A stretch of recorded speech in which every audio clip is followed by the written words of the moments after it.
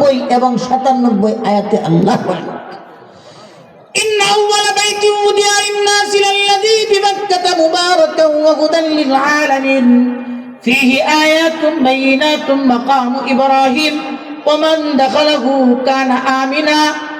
আল্লাহ রাব্বুল আলামিন বলেন, আসমান আর জমিনের ভিতরে সর্বপ্রথম যে ঘরটা বানানো হলো এইটা বসবাসের কোনো ঘর না, অট্টালিকা না। আল্লাহ ইবাদতখানা মসজিদ বানালেন। কখন বানালেন? আদম নবীকে বানায়া দুনিয়াতে পাঠাবার 2000 বছর আগে বানালেন। কাদের দ্বারা বানালেন? ফেরেশতাদের মাধ্যমে বানালেন।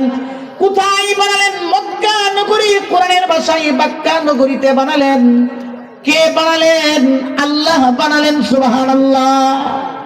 তাহলে মসজিদের প্রতিষ্ঠাতা এটা কার কাম?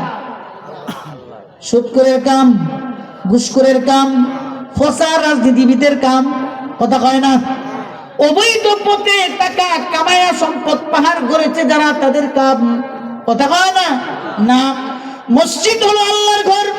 মসজিদ বানিয়েছেন আল্লাহ। সর্বপ্রথম মসজিদ বানালেন আল্লাহ। সর্বপ্রথম মসজিদের প্রতিষ্ঠা হলো আল্লাহ। সুবহানাল্লাহ। ওই মসজিদ বানাবার রাজমিস্ত্রি ছিল কারা?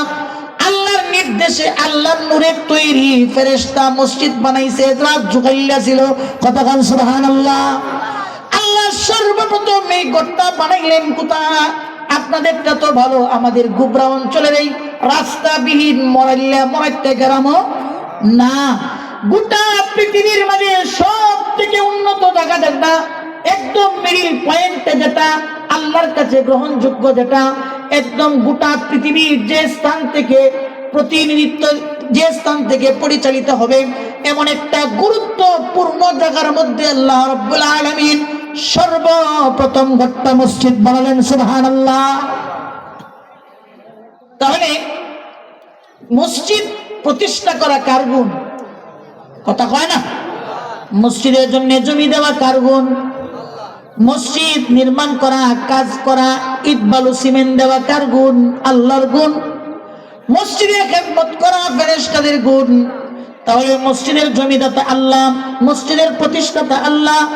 সর্বপ্রথম মসজিদ খানে কাবা বাইতুল্লাহ, এটার রক্ষণাবেক্ষণের দায়িত্ব ছিল আল্লাহর হাতে। কথা কোন ঠিক কিনা? এই মসজিদের জায়গাটা কোনো ওই যে আপনার জঙ্গলের সিফা দিয়া বাজারের তলে যেটার মধ্যে আসে গিয়ে আগে বাজারের গাছের পাতা লতা ফুইরা কোনো কিছু হয় না, এমন অনুন্নত পচা জায়গার মধ্যে আল্লাহ মসজিদ বানাইছেন। কথা কোন? নাকি গোটা পৃথিবীর সব থেকে দামি মূল্যবান যে জায়গা, ওই জায়গার মধ্যে আল্লাহ মসজিদ বানালেন? কথা কোন ঠিক কিনা? তাহলে মসজিদ বানানোওয়ালা হলেন আল্লাহ। মসজিদের সর্বপ্রথম প্রতিষ্ঠাতা হলেন আল্লাহ, জমিদাতা হলেন আল্লাহ। আল্লাহ বানালেন, ফেরেশতাদের মাধ্যমে বানালেন। কেন বানালেন? কেন বানালেন? ওই যে সমস্ত বান্দারা নফসের দুখাই পড়ে, দুনিয়ার মুহে পড়ে, শয়তানের দুখাই পড়ে গুনাহ করে ফেলবে, ওই সমস্ত বান্দারা যেন তার জিন্দেগীর গুনাহগুলোকে মাফ করাইতে পারে, এই জন্য আল্লাহ দুনিয়ার মধ্যে সর্বপ্রথম ঘর মসজিদ বানাইলেন। সুবহানাল্লাহ। তাহলে যদি বুঝে থাকেন বলুন তো, মসজিদ বানানোর মূল উদ্দেশ্যটা কি? যারা গুনাহগার মানুষগুলো যেন তাদের গুনাহটাকে মোচন করাইতে পারে। কথা কোন ঠিক কিনা? কথা কি বুঝছেন? তাহলে সর্বপ্রথম মসজিদ কোনটা? খানায়ে কাবা বাইতুল্লাহ। পৃথিবীর ইতিহাস যদি খুঁজেন, সর্বপ্রথম মসজিদ হলো খানায়ে কাবা, আল্লাহ বানালেন। পৃথিবীর ইতিহাসে দ্বিতীয় নম্বরের মসজিদ হলো বাইতুল মুকাদ্দাস, যেটা আল্লাহ কোন সন্ত্রাসীর দ্বারা বানান নাই, পচা রাজনীতিবিদদের দ্বারা বানান নাই, কোন সুদখোর, গাদ্দাখোর, কোন লম্পট চিটার, কোন হারাম অবৈধ পথে অবলম্বনকারী অর্থের মালিকের দ্বারা আল্লাহ বানান নাই। আল্লাহ সর্বপ্রথম ঘরটা নিজের হাতে বানালেন, নিজে জমি দিলেন, সব থেকে দামি জায়গাটা আল্লাহ নির্ধারণ করলেন।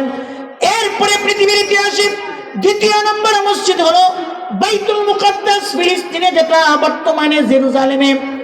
ওই ইহুদির বাচ্চারা যারা বাইতুল মুকাদ্দাসকে নিয়ে ফিলিস্তিনে মাসের পর মাস, বছরের পর বছর যুদ্ধ বিগ্রহ চলছে, ওদের মূল টার্গেটটাই হলো ওই বাইতুল মুকাদ্দাসকে কব্জা করা। এই ইহুদির বাচ্চারা ফিলিস্তিনি মুসলমানদেরকে কেন মারে? বাইতুল মুকাদ্দাসকে তারা দখল করতে চান। ওই বাইতুল মুকাদ্দাসের ভিতরে এমন কি জিনিস আছে, কি ক্ষমতা আছে, যে জিনিসের জন্য, যে ক্ষমতার জন্য ইহুদিরা মুসলমানদেরকে মাসের পরে মাস, বছরের পরে বছর হত্যা করে যাচ্ছে, শহীদ করে যাচ্ছে। কতক্ষণ ঠিক কিনা? এই পৃথিবীতে যে সমস্ত গোটা পৃথিবী যারা নিয়ন্ত্রণ করেছিলেন 4 জন বাদশাহ, তার থেকে 2 জন ছিলেন মুসলমান, একজন ছিলেন সুলাইমান, আরেকজন ছিলেন বাদশাহ যুলকারনাইন, আর 2 জন ছিল অমুসলিম, আল্লাহর অবাধ্য। এই পৃথিবীর 2 জন গোটা পৃথিবী পরিচালনাকারী বাদশাহ সুলাইমান আলাইহিস সালাতু ওয়াস সালাম, যে শক্তি, যে ক্ষমতার দ্বারা উনি রাষ্ট্র পরিচালনা করতেন, এটা ইহুদিদের ধারণা অনুযায়ী ওই ক্ষমতা, ওই শক্তিটা বাইতুল মুকাদ্দাস মসজিদের নিচে, জমিনের নিচে আছে। তাদের একটা ধর্মীয় বিশ্বাস হলো বাইতুল মুকাদ্দাস যদি দখল করতে পারি, বাইতুল মুকাদ্দাস মসজিদের জমিনের নিচ থেকে ওই শক্তিটা আমরা বের করতে পারবো, যে শক্তির কারণে গোটা পৃথিবীকে আমরা শাসন করতে পারবো। এই লোভে, এই মোহের মধ্যে পড়ে ইহুদিরা আজও পর্যন্ত, বছরকে বছর, আজও পর্যন্ত ফিলিস্তিনের মুসলমানদেরকে শহীদ করে যাচ্ছে। কতক্ষণ ঠিক কিনা? আর অনেক ইতিহাস আছে। বাইতুল মুকাদ্দাসকে তারা কেন নিতে চায়? সমস্ত নবী রাসূলুল্লাহ সেখানে এসেছেন, তাদের কদম মুবারক পড়েছে। এরপরে মুসা আলাইহিস সালাতু ওয়াস সালাম, এরপরে শিমবিল নবী কওমে হামালিকার সাথে যুদ্ধ করেছেন, যে সিন্ধুকের মাধ্যমে ওই মহাশক্তি সিন্ধুকটা বাইতুল মুকাদ্দাসের জমিনের নিচের মধ্যে আছে। ওদের আকীদা, বিশ্বাস হলো বাইতুল মুকাদ্দাস যদি তারা দখলে নিতে পারে, তাহলে এই বাইতুল মুকাদ্দাসের নিচ থেকে ওই শক্তি, মহাশক্তিগুলো তুলবে, তোলার পরে তারা যুদ্ধ পরিচালনা করবে, গোটা পৃথিবীর ক্ষমতা তাদের হাতে আসবে, তারা শাসন করবে। এই চিন্তা, সেই ভাবনা নিয়ে ওই বাইতুল মুকাদ্দাসকে দখল করবার জন্য ফিলিস্তিনে যুদ্ধ জিহাদ চলছে।